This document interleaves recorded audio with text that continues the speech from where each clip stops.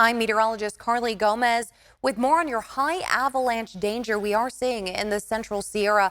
We are currently tracking that avalanche watch that is in effect beginning 7 a.m. on Saturday until 7 a.m. on Sunday. We are looking at very strong wind gusts as high as 55 plus miles per hour, but that's just the bare minimum. We will expect to see some peaks even topping around 100 to 160 mile per hour gusts, expecting 1 to 2 feet of snow. The U.S. Forest Service issuing this to the National Weather Service as they've really put it on the map here to warn everyone of the potential for avalanche danger. And this is mostly for the back country. If you do have plans to travel to the back country, whether it's hiking, whether it's just driving, they are asking you to heed caution and just avoid the areas altogether, as we are expecting a lot of snow as well as those strong winds pushing through.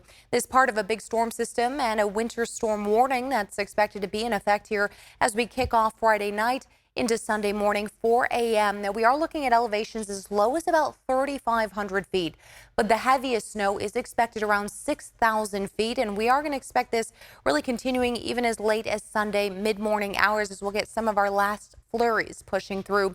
We have seen in the last 72 hours, last 3 days, 10 observed avalanches. This sent in by the Sierra Avalanche Center, recording at least the 10 observations in and around the Lake Tahoe area. And this is just for avalanches. This doesn't include collapsing or sliding or anything of that sort, which has added up to about 21. Now, we have seen here a lot going on when it comes to unstable weather conditions for the Sierra. The Sierra Avalanche Center for today having a considerable, at least, danger when it comes to the avalanche potential. That's steep slopes, weak layers in the snow. That means the weak layers under some of those feet of snow being triggered either by natural causes or winds, but today was only considerable. As we move into tomorrow, we are looking at high danger. That high danger expected to be across all that orange in a red shade there. The concerns for this is the strong wind gusts alongside the heavy snow, that moving over that weak layer. And of course, that's what's triggering that avalanche watch and that big concern for the backcountry areas that haven't been traveled on in quite some time. This is also creating major driving hazards. Of course, we know slick snow-covered roadways, icy conditions, that kind of thing, but it's really the poor visibility that's going to also make it hard for travel in general. Whiteout conditions expected. Not only expect travel delays, but potential for those road closures. Chain controls we know will be in place, but if you do not have to travel on the roadways for your Saturday, avoid it at all costs. You can really just go on Sunday. Otherwise, you may just be stuck on the side of the roadway. All right, let's check this out. 5 p.m. We're seeing some of the strongest wind gusts moving up and down the valley spots, starting off in Modesto around 15 mile per hour winds or so. And then further north you head, we see some of the strongest gusts picking up around the Yuba City area, Marysville, all the way north toward Red Bluff and Redding. Those wind gusts as high as even 45 miles per hour. From Sacramento south, you're looking at anywhere from 15 to 25 mile per hour gusts. Strong gusts for the Sierra, as well as mentioned, 55 plus miles per hour, and drifting snow out there. Things do come to an end as we start getting into the mid-morning, early afternoon hours on Sunday. So 7 to 10 mile per hour winds, not quite as bad.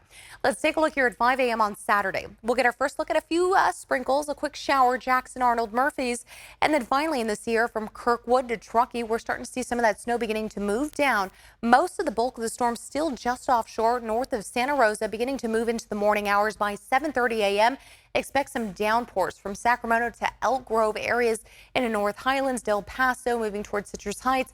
Some downpours in the early morning hours, and then we get some more of the scattered showers happening.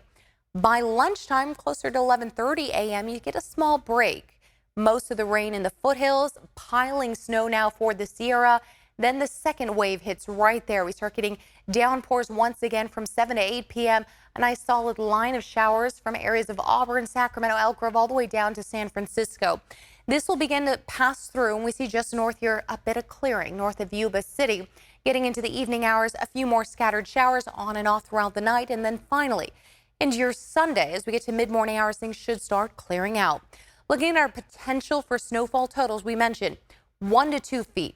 It's been most likely on the lower end. Every storm system that's pretty much come through has been coming in on the lower scale of things. So Donner here, according to the global high resolution model, showing about 17 inches.